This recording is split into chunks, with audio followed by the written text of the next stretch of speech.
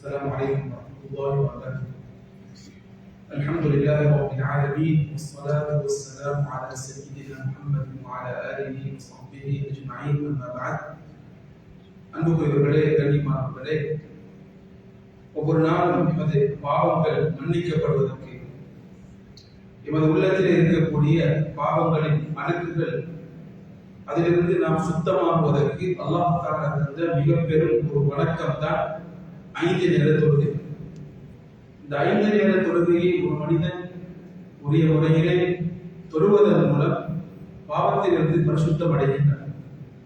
ஸல்லல்லாஹு அலைஹி வஸல்லம் அவர்கள் தொழுகையின் மூலம் கிடைக்கக்கூடிய பரிசுத்தத்தை பற்றி மனிதர்களுக்கு தெளிவுபடுத்துவதற்கு, விளங்கப்படுத்துவதற்கு ஒரு அழகான ஒரு உதாரணத்தை சஹாபாக்களை பார்த்து ஸல்லல்லாஹு அலைஹி வஸல்லம் சொன்னார். ஒரு கேள்வியை கேட்டார். உங்களில் ஒருவரது வீட்டு வாசலிலே ஒரு ஆறு ஓடுகின்றது. அந்த ஆற்றிலே, அந்த ரிவரிலே அவர் 5 நேரம் குளிக்கின்றார். 5 நேரம் குளிக்கின்றார். அப்படி குளித்தால் அவரது உடம்பிலே ஏதாவது அழுக்குகள் இருக்குமா, ஏதாவது ஊத்தைகள் இருக்குமா என்று நபி ஸல்லல்லாஹு அலைஹி வஸல்லம் அவர்கள் சஹாபாக்களை பார்த்து கேட்டார். சஹாபாக்கள் சொன்னார்கள், லா யப்கா மின் தரனிஹி ஷை. யா ரசூலல்லாஹ், அவருடைய உடம்பிலே எந்த அழுக்கும் எந்த ஊத்தையும் இருக்க மாட்டாது, எப்பொழுதும் சுத்தமாகத்தான் அவருடைய உடம்பு இருக்கும் என்று சஹாபாக்கள் சொன்னார்கள். நபி ஸல்லல்லாஹு அலைஹி வஸல்லம் சொன்னார்கள், ஃபதாலிக மஸலு ஸலவாத்தில் ஹம்ஸ். இதுதான் 5 நேர தொழுகைக்கு உதாரணம். யஃபுல்லாஹு பிஹின்னல் ஸதாயா. ஒரு மனிதன் 5 நேர தொழுகையை உரிய முறையிலே தொழுவதன் மூலம் அல்லாஹ் சுப்ஹானஹு வ தஆலா அந்த மனிதனின் பாவங்களை அழிக்கின்றான், மன்னிக்கின்றான், அதை சுத்தப்படுத்துகின்றான் என்று ஸல்லல்லாஹு அலைஹி வஸல்லம் ஹதீஸிலே சொல்லியிருக்கிறார்.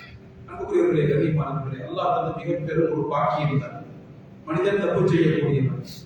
ஃபஜ்ரிலிருந்து துஹர் வரைக்கும் ஏதாவது தவறுகள் மனிதனுக்கு அடிப்படையிலே நடக்கும். அந்த பாவத்தை மன்னிப்பதற்காக வேண்டி அல்லாஹ் ஒரு தொழுகையை தந்திருக்கிறார்.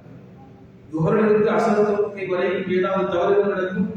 அந்த பாவங்களிலிருந்து மனிதன் சுத்தம் பெறுவதற்காக வேண்டி அல்லாஹ் சுப்ஹானஹு வ தஆலா அஸர் தொழுகையை தந்திருக்கிறார். இப்படியே ஒவ்வொரு நேர தொழுகைக்கும் இடையிலே தவறுகள் நடக்கும்.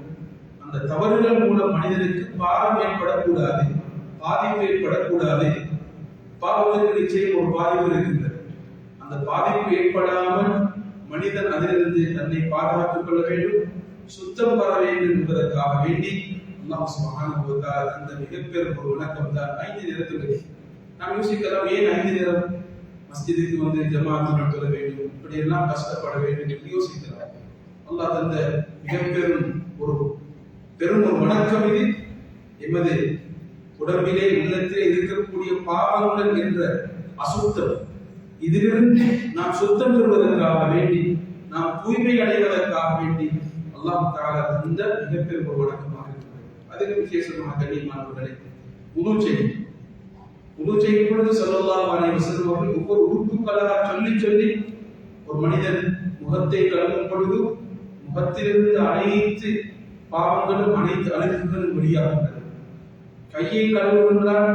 கையை கழுவும் பொழுது அந்த மனிதனது கையிலே இருக்கக்கூடிய அனைத்து அழுக்குகளும் வெளியாக செல்கின்றது. இதே போல் காலை கழுவுகின்றான்.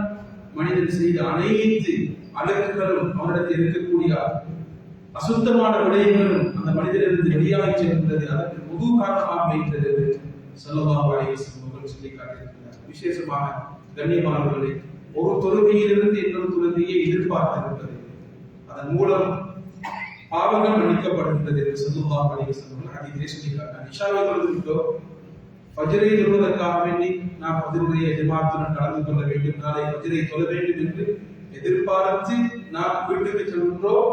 இந்த எதிர்பார்ப்புக்கு அல்லாஹ் சுப்ஹானஹு வ தஆலா அந்த 2 தொழுகைக்கும் இடையிலே நடக்கக்கூடிய அந்த தவறுகளை, பாவங்களை அல்லாஹ் மன்னித்து பரிசுத்தப்படுத்துகிறார். தொழுகைக்கு அல்லாஹ் எவ்வளவு பெரிய ஒரு சுத்தத்தை, மனிதனுக்கு பரிசுத்தத்தை அல்லாஹ் சுப்ஹானஹு வ தஆலா தொழுகைக்கு வைத்திருக்கின்றார். இந்த பாவங்கள் என்று சொல்லப்படுவது, இந்த ஹதீஸ்களிலே சொல்லப்படுவது சின்ன பாவம்.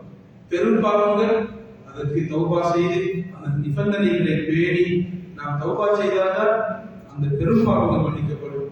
சிறிய பாவங்கள் கண்ணியமானவர்களே நாம் தொழக்கூடிய தொழுகையின் மூலம், தொழுகைக்காக வேண்டி நாம் செய்யக்கூடிய உதுவின் மூலம், இதே போன்று ஒரு தொழுகையிலிருந்து இன்னொரு தொழுகையை எதிர்பார்ப்பதன் மூலம் எமது சிறிய சிறிய பாவங்கள் மன்னிக்கப்படுகின்றது. அல்லாஹ் தந்த மிகப்பெரும் இந்த இபாதத்தை புனிதமாக கருதி எமது வாழ்க்கைக்குரிய ஒரு பரிசுத்தத்துடைய ஒரு கேடயமாக நாம் பயன்படுத்திக் கொள்வோம். அல்லாஹ் சுப்ஹானஹு வ தஆலா உரிய முறையை பொழுது பரிசுத்தம் அடைந்து வெற்றி அடைந்த கூட்டத்திலே எம் அனைவரையும் ஆக்கிவிடுவாராக. வாஃபு தஅவானா அல்ஹம்துலில்லாஹி ரப்பில் ஆலமீன். அஸ்ஸலாமு அலைக்கும் வரஹ்மத்துல்லாஹி வபரகாத்துஹு.